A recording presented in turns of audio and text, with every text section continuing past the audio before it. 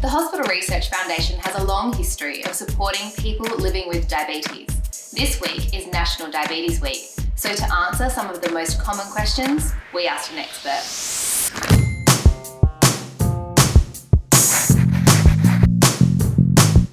I'm Toby Coates and I'm the Director of the Kidney and Islet Transplant Program here at the Royal Adelaide Hospital, and I'm supported by the Hospital Research Foundation.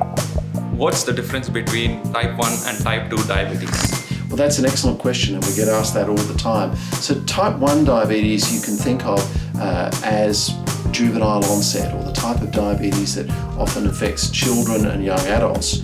Whereas type 2 diabetes you can think of as more of a lifestyle related disease than type 1, which is an autoimmune disease. So what are some of the problems caused by diabetes? The ones that we worry perhaps the most about are damage to the blood vessels, and that can cause heart attacks and strokes, poor circulation down to the feet, kidney failure from diabetes. So we really do need new and better treatments for diabetes to correct this. If I have no family history, can I still develop diabetes? That is another excellent question. Yes, you can. If you eat too much of the wrong foods and you don't exercise enough, really anybody can go to develop diabetes. It's a disease that is caused by, if you like, an excess of too much of the good things in life.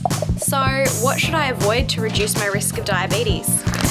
So you really want to avoid too much alcohol, too much complex carbohydrate, and you want to avoid too much sugar. Energy-dense foods, when that gets converted into fat, that predisposes you to becoming diabetic. Toby, is there a cure for diabetes? Well, yes, there is a cure for diabetes. We can replace the cells that are missing. We're working on how to isolate islet cells so that we can give them as transplants. We work on how to transplant the whole pancreas, but we're also doing stem cell work looking at how we can regenerate and create new insulin-secreting tissues. So we've certainly been able to cure people's diabetes here in South Australia, but obviously, ideally, preventing it by not developing diabetes would be the best thing that we could possibly do.